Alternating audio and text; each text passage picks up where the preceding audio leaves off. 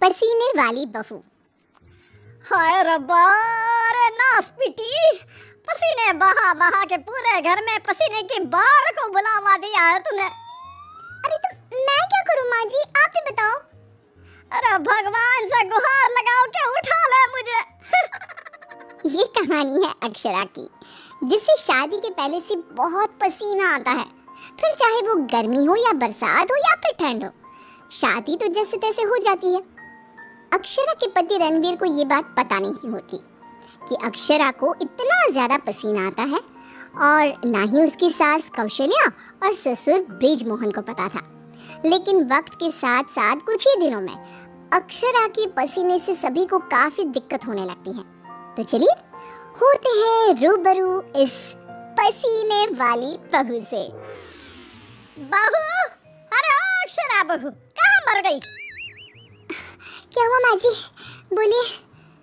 अक्षरा पसीने से लदी हुई थी और उससे बहुत ज्यादा गंदी बदबू आ रही थी, जिसे सभी अपने नाक पर हाथ रख लेते हैं। हाय रब्बा, इतनी गंदी बदबू तो घुटनों की भी नहीं आती। सीरियसली यार अक्षरा, तुम्हारे पसीने की बदबू दूर दूर तक आ रही है। तो मैं किसी बर्फीले इग्लू में बैठकर खाना नहीं बना रही हूँ। इतनी गर्मी है, 2 मिनट गैस के सामने खड़े रहो तो पूरा पसीने से नहा लेते हो आप। इतनी भयंकर गर्मी है, अगर इतनी प्रॉब्लम है तो लगा लो ना रसोई में भी एसी। हाँ हाँ लगा लेते हैं। वैसे भी तेरे मायके वालों ने हमें ट्रक भर के नोटों की गड्डी जो दी है, हैं? क्या बात करती है? मैं भी चूल्हा चौका कर चुकी हूँ, लेकिन इतना पसीना मुझे तो कभी नहीं आया। ऐसे ही एक दिन कौशल्या देखती है कि खाना बनाते समय अक्षरा के माथे का पसीना टपक कर कढ़ाई में गिर रहा है। हाय रब्बा, अरे करम जलिया की महारानी, ये देख देखिए, तेरे पसीने की टंकी का लीकेज बह के अब हमारे खाने में भी टपक रहा है। अब अपना खारा पानी तू नमक के तौर पर इस्तेमाल करेगी क्या हमारे खाने में? माँ जी, मैंने जानबूझ के नहीं किया है। और रही बात पसीने की टपकने की, तो इसी बहाने ये घट्टी की सब्जी ना और भी नमकीन और स्वादिष्ट हो जाएगी मेरे पसीने की मिलावट से।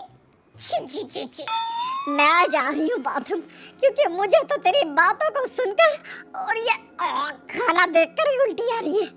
आज तो कुछ नहीं पकाएगी। आज हम तीनों तुझे छोड़कर बसंत भोजनालय चले जाएंगे। तू अकेले ही चखते बैठ अपने पसीने से भरे हुए ये व्यंजन। अगले दिन जब रणवीर दफ्तर से घर आता है, तभी वो अपने कमरे में अक्षरा से कहता है, अक्षरा, कल बॉस की वाइफ का बर्थडे है, इसलिए उन्होंने हमें खास न्योता दिया है, तो तुम और मैं कल पार्टी में जाएंगे। मैं ब्लैक कोट पहनूंगा, तो तुम ब्लैक साड़ी पहन लो। ओके पति जी, और कोई आदेश? नहीं नहीं, आदेश नहीं, लेकिन एक रिक्वेस्ट है। वैसे तो पार्टी में एसी होगी, लेकिन फिर भी ना, तुम पूरी परफ्यूम की बोतल को अपने ऊपर छिड़क के ही चलना। एक क्या, मैं तो कहता हूँ 5 चाय बोतल को छिड़क लो ना, क्योंकि अगर किसी ने तुम्हारे पसीने की बदबू को सूंघ लिया ना, तो फालतू में सीन क्रिएट हो जाएगा वहाँ पर, ठीक है? मुंह टेढ़ा करके अक्षरा जवाब देती है, ठीक है, लगा लूंगी, खुश। अगले दिन पार्टी के लिए अक्षरा सच में 5 परफ्यूम की बोतल को अपने ऊपर छिड़क कर सच धज के रणवीर के साथ पार्टी में चली जाती है। पार्टी में एसी थी, इसलिए पहले के 15 से 20 मिनट तो कुछ भी नहीं हुआ, लेकिन उसके बाद से जो अक्षरा को पसीने छूटने शुरू हुए कि बस वो पसीने से भीग कर गीली होती ही जा रही थी, और उसकी बहुत गंदी बदबू भी आने लगी, जिसको सुनकर पार्टी के गेस्ट आपस में बात करने लगे। अरे ये इतनी गंदी बदबू कहाँ से आ रही है? शायद किसी की जुराबों की गंदी बदबू है ये। जुराबे नहीं, मामला कुछ और ही है जनाब। इतनी बड़ी 5 स्टार पार्टी में पता नहीं कहाँ से घुस गया कोई गटर का कीड़ा। तभी रणवीर अक्षरा को धीरे से कहता है, तुमने कहा था ना परफ्यूम, पाउडर और साबुन से 10 बार नहाना। लेकिन तुम्हें तो पता है ना कि मुझे पसीने छूटते ही हैं, चाहे कितना भी कुछ भी कर लूं। और उनकी ये बात बगल में खड़ी एक बूढ़ी औरत सुन लेती है और वो बवाल मचा देती है। अरे बाप रे, ये गंदी महक तो यहाँ से आ रही है। रणवीर की बीवी से देखो तो पूरे कपड़े भीग गए इसके पसीने से। सभी रणवीर और अक्षरा पर बहुत हंसते हैं। रणवीर घर जाने के बाद अक्षरा को खूब डांटता है। मिला दी ना पानी में मेरी पूरी मेहनत से कमाई हुई इज्जत। अरे अक्षरा बहू, किस मिट्टी की बनी हो तुम, जो पसीने का झरना बहता ही रहता है तुम्हारे बदन से 12 महीने और 2400 घंटे नॉन स्टॉप। अरे अभी तो इस कलमुही के कलेजे को ठंडक पड़ी होगी। लोगों के कुंडली में मार्किश दोष होता है, लेकिन हमारी बहू की कुंडली में पसीना दोष है। अक्षरा को अपने ससुराल वालों की बातें सुनकर बहुत बुरा लगता है, लेकिन फिर भी वो कुछ नहीं कहती और अपने पसीने बहने को अपनी गलती मानकर चुप रह जाती है। दिन बीतते जाते हैं, गर्मी का प्रकोप बढ़ते जाता है और अक्षरा के लिए गर्मी और भी बड़ी मुसीबत बन जाती है। उसी पसीने से पूरे हाथ, पांव, गले, चेहरे और बदन पर घमौरियां आ जाती है, जिसके कारण उसे खूब जलन महसूस होती है। बहुत जलन हो रही है। माँ जी ने एसी का रिमोट भी छुपा के रखा है, इसलिए ताकि मैं एसी ना लगाऊं और बिजली का बिल बच जाए। मम्मी जी, बहुत आग लग रही है। अक्षरा जाकर बाल्टी भर पानी अपने आप पर डाल देती है, तब जाके उसे थोड़ी सी राहत मिलती है। अक्षरा के पसीने से तंग आकर कौशल्या अब दिन रात घर में अगरबत्ती और अरोमा कैंडल जलाती। अच्छा हुआ जो रणवीर ने ये खुशबू वाली मोमबत्तियां ला कर दी, इनसे हर जगह अच्छी महक आ रही है। हाँ कौशल्या, बड़ी अच्छी सुगंध है, अगरबत्ती और मोमबत्ती दोनों की भी। लेकिन तभी वहां पर बाजार से सामान लाकर पसीने से लदी हुई अक्षरा आ जाती है और उसके पूरे बदन से बदबू आ रही थी और बाल तो पूरे पसीने से भीग गए थे और फर्श पर पसीने की बूंदें भी टपक रही थी। और ये बदबू इतनी तेज होती है कि मोमबत्ती और अगरबत्ती की महक को फेल कर देती है।